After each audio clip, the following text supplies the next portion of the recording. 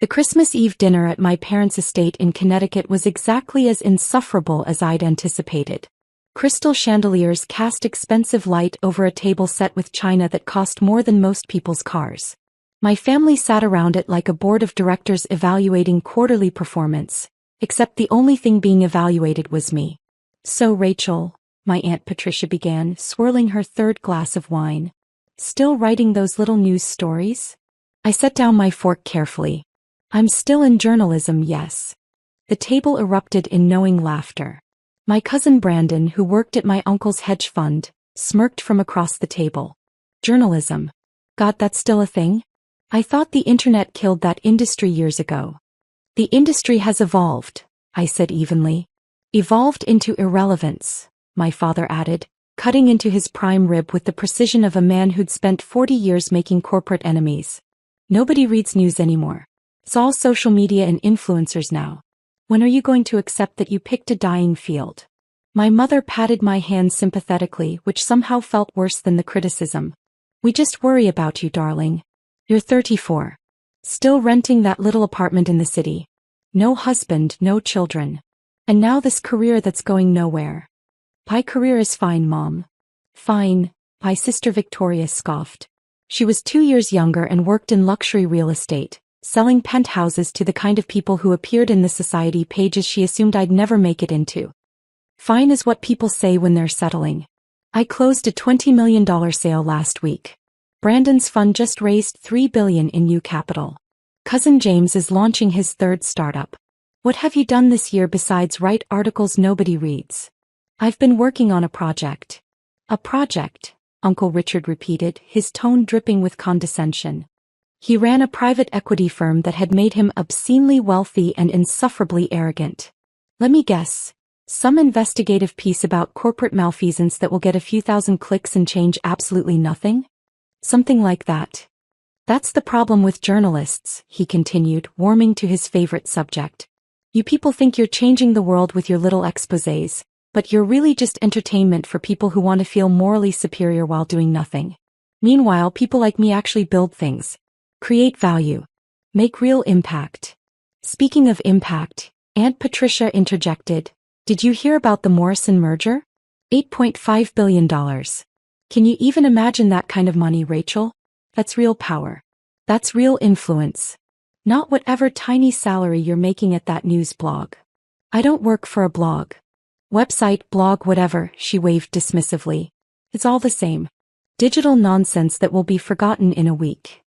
My cousin Sarah, who'd married into tech money and never let anyone forget it, leaned forward. "Honestly, Rachel, have you ever considered transitioning into something more sustainable? My husband's company is always looking for people who can write marketing copy. It pays well. Much better than journalism, I'm sure." "I'm not interested in marketing copy." "Of course not," my father said heavily. "That would require pragmatism. You'd rather cling to some romantic notion of journalism maturing while the world moves on without you." "The world hasn't moved on from journalism. The revenue numbers say otherwise," Brandon chimed in. He loved talking about numbers, especially when they proved his point. "Traditional media companies are hemorrhaging money. Newspapers are dying. Even the big networks are struggling. Your entire industry is circling the drain." "Some companies are struggling," I acknowledged. "Others are adapting." "By adapting, you mean getting bought out by tech companies or going bankrupt," Uncle Richard said. "Face it, Rachel. You've spent your entire career in a field that's becoming obsolete. The smart money got out years ago." "I'm not looking to follow the smart money." "Obviously," Victoria muttered. "You're still renting." My mother sighed. "We bought Victoria her condo, as a gift for making partner at her firm. We'd happily do the same for you, Rachel, if you'd just settle down, find a nice man. Maybe consider a more stable career." "I have a stable career." "Darling, be realistic," my father said. "You're a writer at a news organization that probably pays you, what, $60,000 a year? Maybe 70 if you're lucky? That's barely enough to live on in New York. Meanwhile, your sister is making 6 figures, your cousins are making 7. Even your younger brother is out-earning you, and he just graduated business school." My brother Marcus grinned from his seat beside Victoria. At 26, he just accepted a position at Goldman Sachs and couldn't stop talking about his signing bonus. No offense, Rach, but yeah. My starting salary is probably double what you're making after a decade in journalism. Maybe it's time to admit you made the wrong career choice. I didn't make the wrong choice. Then why are you still struggling? Aunt Patricia asked, and she actually sounded curious rather than cruel. If journalism is such a viable career, why aren't you successful? Where are your accolades? Your promotions? Your big scoops that change everything? Some work takes time. Time, Uncle Richard laughed. That's what unsuccessful people say when they're afraid to admit they've failed. You've had time, Rachel. You've had over a decade. What do you have to show for it? I could have told them. I could have explained that I'd spent the last 18 months orchestrating the largest media acquisition in modern history. That I'd been working under an NDA so ironclad that even my lawyer had to sign a separate NDA just to review it. That the little news stories I'd been writing were actually strategic pieces designed to shift public perception and market positioning ahead of the announcement. I could have mentioned that the name on the acquisition paperwork wasn't Rachel Chin, struggling journalist. It was R.C. Morrison, the pseudonymous founder and CEO of Morrison Media Group, a company that had quietly built a portfolio of digital properties, international news bureaus and content platforms over the past 8 years. I could have told them that the $8.5 billion acquisition Aunt Patricia mentioned wasn't just something I'd heard about. It was something I'd executed. But I didn't. I never did. I have my work, I said simply. That's enough for me. It shouldn't be, my mother said sadly.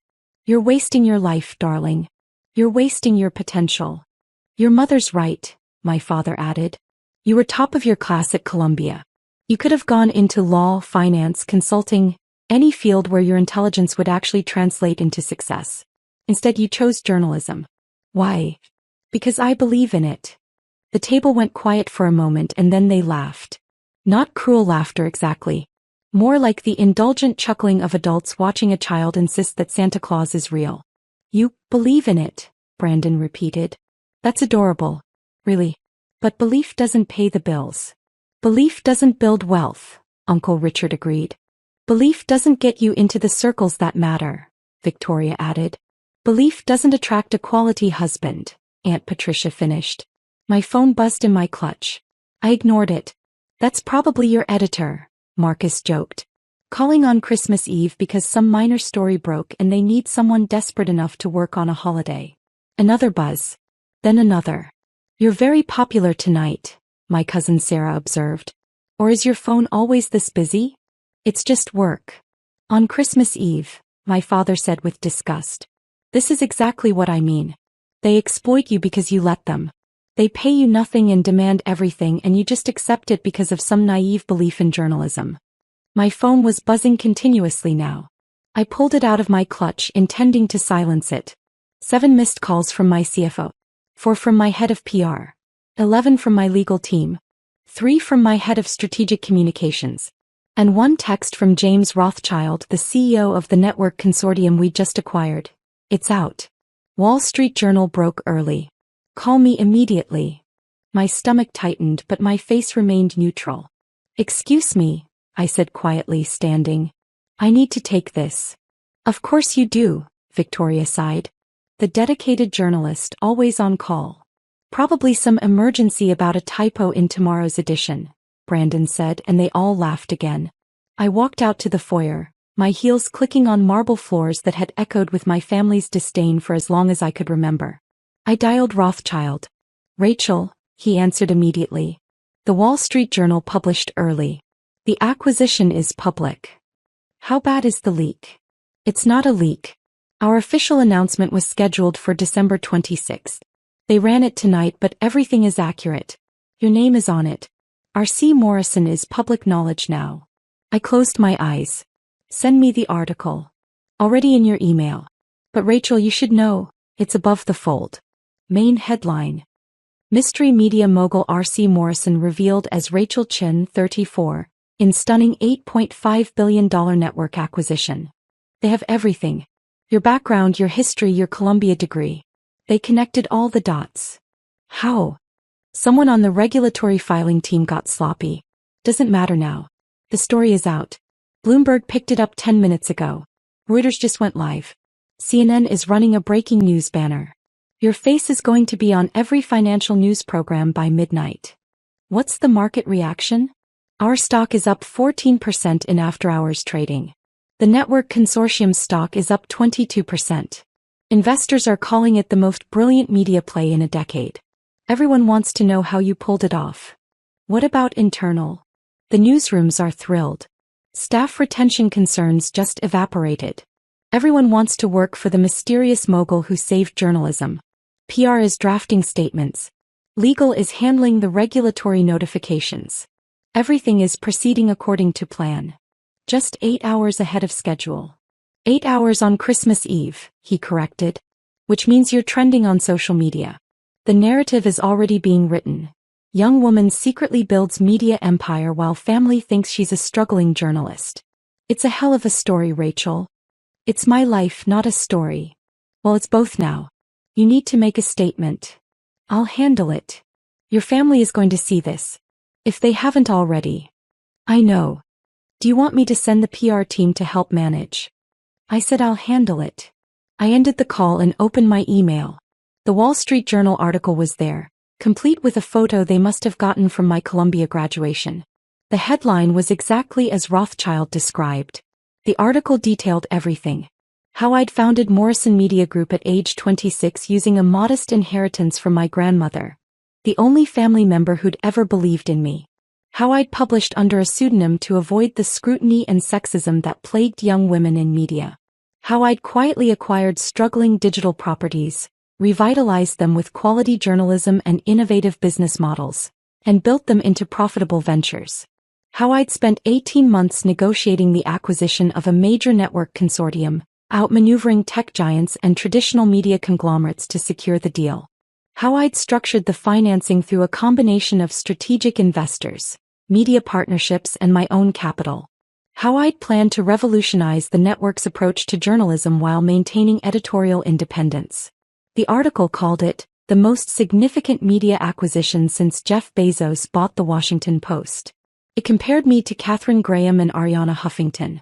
It described my vision for the future of journalism in glowing terms. And it included my family's address in Connecticut. I heard footsteps behind me. My mother appeared in the foyer, her face pale. Rachel, she whispered. Your father just got a call from one of his colleagues. Something about you on the news. Something about billions of dollars. He said it must be a mistake, someone with the same name, but... It's not a mistake, Mom. She stared at me. What? The acquisition is real. The company is mine. The story is accurate. You bought a television network? I bought a consortium of 3 networks, actually, plus their digital properties, international bureaus, and content partnerships. For $8 billion? $8.5 billion. The article was rounding down. My father appeared, his phone in his hand, his face red. Rachel, what the hell is going on? Richard just texted me a Bloomberg article with your name on it.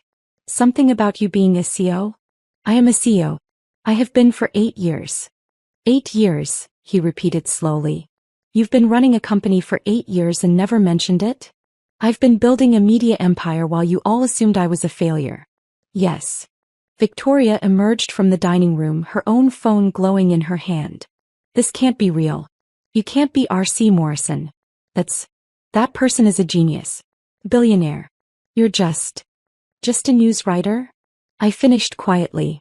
That's what Aunt Patricia called me about an hour ago. More family members poured into the foyer now, all clutching phones, all wearing expressions of shock. Uncle Richard's face had gone from red to purple. Brandon looked like someone had hit him with a brick. You're R.C. Morrison, Uncle Richard said, his voice strangled. The R.C. Morrison who's been acquiring media properties across 3 continents? Yes. The one who turned around the Tribune network in 18 months? 22 months actually, but yes. The one whose worth, he consulted his phone, according to Forbes, north of $3 billion? Forbes is estimating based on partial information. The actual number is higher. Silence. Complete total silence. My cousin Sarah broke it first, her voice small. You let us mock you. For years. You sat there and let us talk about your failed career while you were secretly a billionaire. I wasn't secretly anything. I was working. You all just assumed that because I didn't brag about it, there was nothing to brag about. You could have told us, my mother said, tears in her eyes. You could have said something. Anything. Why? So you could take credit? So you could tell your friends that your daughter was successful? You spent years telling me I was a disappointment. That I'd made wrong choices. That I was wasting my life. Why would I share my success with people who never believed in me? We're your family, my father said, but his voice had lost its authority. You treated me like a failure. Every holiday, every family gathering, every phone call. You compared me to Victoria, to Brandon, to Marcus. You found me lacking. You pitted me. We didn't understand, Victoria whispered. You didn't try to understand. You assumed. You judged. You mocked. Aunt Patricia had gone very quiet. The dinner conversation, she said slowly. When I asked about the Morrison merger. You done it. And you sat there and let me patronize you about real power and real influence. You were explaining my own acquisition to me. It seemed educational to hear your perspective. This is insane, Brandon said, running his hands through his hair. You've been sitting on a $3 billion fortune and living in a rental apartment? I like my apartment. It's close to my office. Your office, Marcus repeated. Where is your office? I have several.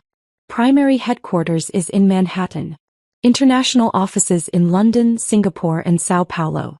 The network consortium headquarters is in Los Angeles, but I'll be spending more time there now that the acquisition is public. $3 billion, Uncle Richard said again as if he couldn't quite process it. You're worth more than my entire fund. $4.2 billion actually after tonight's stock movement. Your fund is worth about $2.8 billion according to the last valuation I saw. So yes, I'm worth more. He looked like he might be sick. Why didn't you tell us? My mother asked again. Why did you let us think you were struggling? I wasn't struggling. You assumed I was struggling because I didn't live the way you expected me to. I didn't buy a mansion or drive a luxury car or marry rich. I invested in my company. My vision. In the work. But we could have helped, she insisted. We could have supported you. We could have. You could have believed in me, I interrupted. You could have respected my choices. You could have trusted that I knew what I was doing. But you didn't. You spent a decade assuming I was a failure because I didn't succeed on your terms. My phone was ringing again. I glanced at it. My head of communications. I need to take this. I have a company to run and a media storm to manage.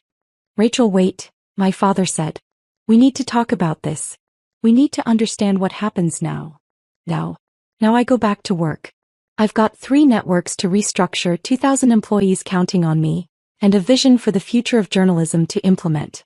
What you do now is up to you. You can't just leave, Victoria protested. This is huge. This changes everything. It doesn't change anything for me. I'm the same person I was an hour ago. You're the ones who are different now. You're the ones whose perception has shifted. Of course our perception has shifted, Uncle Richard snapped, some of his old arrogance returning. We thought you were nobody. Turns out you're one of the most powerful people in media. That's a significant update. And there it is, I said quietly. When you thought I was nobody, I wasn't worth respecting. Now that you know I'm powerful, suddenly I matter. That tells me everything I need to know about this family. That's not fair, my mother said. Isn't it? Aunt Patricia literally said that journalism was dead and I was writing little news stories that nobody reads. Now she knows I own 3 major networks and she's what, impressed? Should I be grateful for her approval now that it's based on my bank account instead of my character? You're being cruel, my sister said. I'm being honest. Something this family has never been good at. I answered my phone. Chin. Rachel, it's Amanda, my head of communications said urgently. We need a statement. The networks want interviews.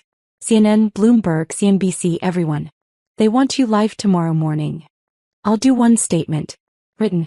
No interviews until after New Year's. They're going to push back hard. Let them. I've spent 8 years building this company in private. They can wait 1 more week for me to talk about it publicly. What about the narrative? Everyone's running different angles. Some are focused on your age, some on your gender, some on the pseudonym, some on the family angle. The family angle? Someone already pulled property records for your parents' address. They know you were at a family Christmas party when the story broke. The optics of the struggling journalist secretly being a billionaire while her wealthy family condescends to her it's a very compelling narrative. I looked at my family, still frozen in the foyer, all staring at me with expressions ranging from shock to confusion to calculation. The family angle is off limits, I said firmly. Make that clear to everyone. My family is not part of this story. Rachel, with respect, they made themselves part of the story the moment they... Amanda. The family is off limits. I'll give one statement about the acquisition, my vision for the networks and my plans moving forward. Nothing personal. Nothing about my background beyond what's already public. And definitely nothing about my family. Understood. I'll draft something and send it within the hour. Make it 30 minutes. I want this controlled before the morning shows start building their own narratives. I ended the call and looked at my family again. You're protecting us, my father said slowly. After everything we said tonight, you're keeping us out of the media narrative. I'm protecting my company. A messy family drama doesn't serve the mission. What is the mission? Marcus asked. He sounded genuinely curious. To prove that quality journalism can be profitable. That integrity and innovation can coexist. That the written word still matters in a digital age. That stories can change the world if they're told right. That's what you've been doing all along, my mother said softly. That's what you meant when you said you believed in it. Yes.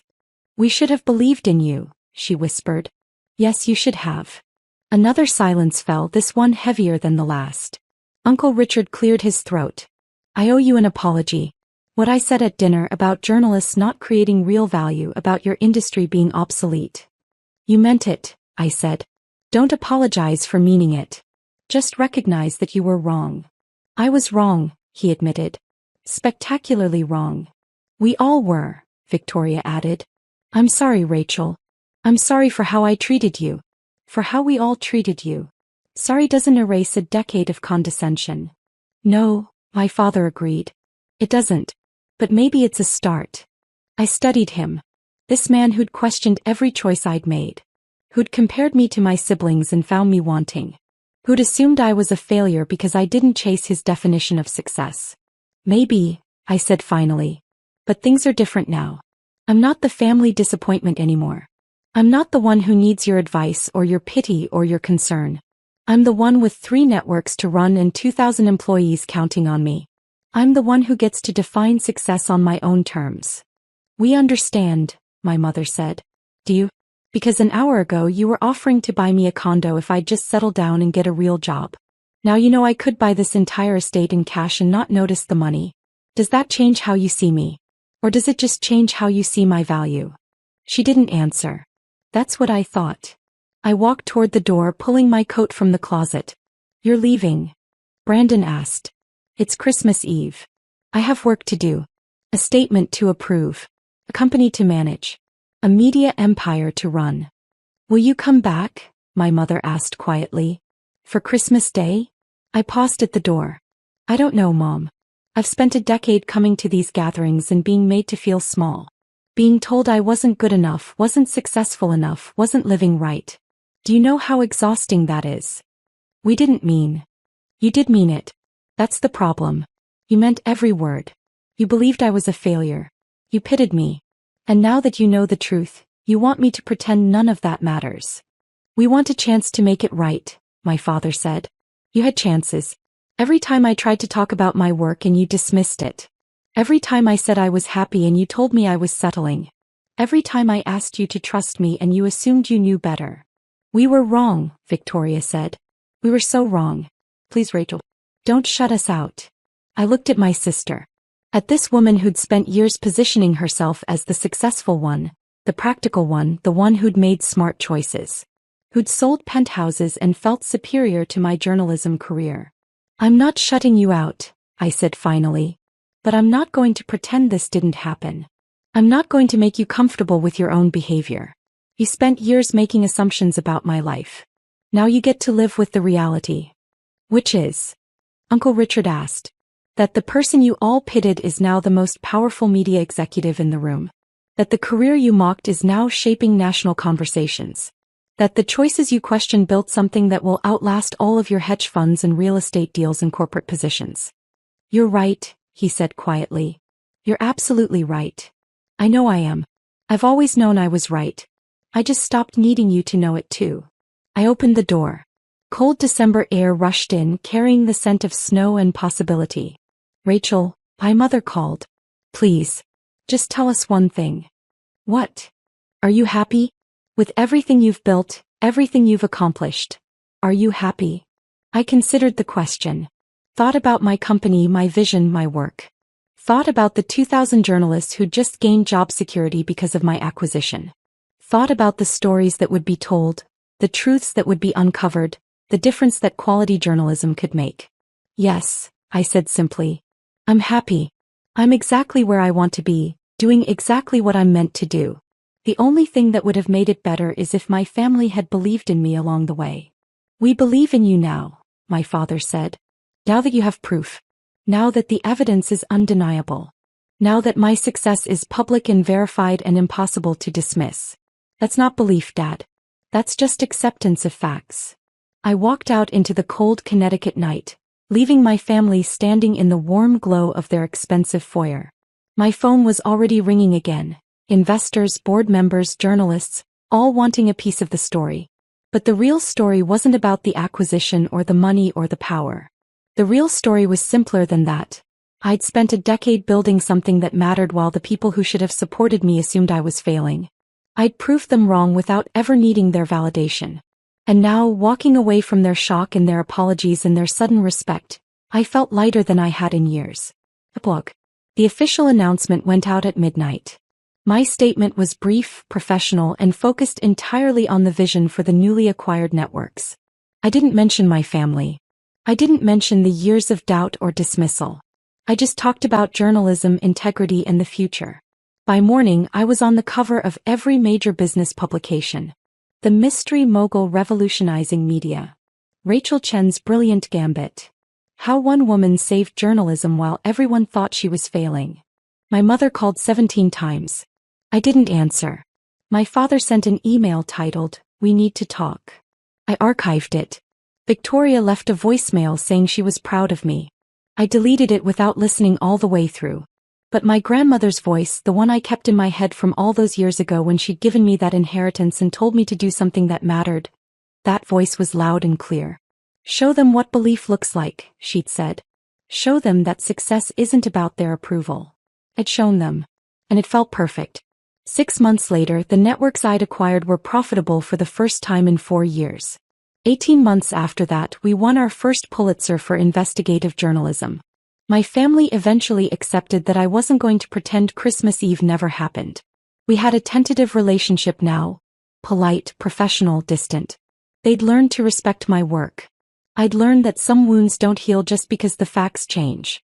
But none of that mattered as much as the work itself. Because while my family had been laughing at my little news stories, I'd been building something that would outlast all of their assumptions. And that, in the end, was the best revenge of all.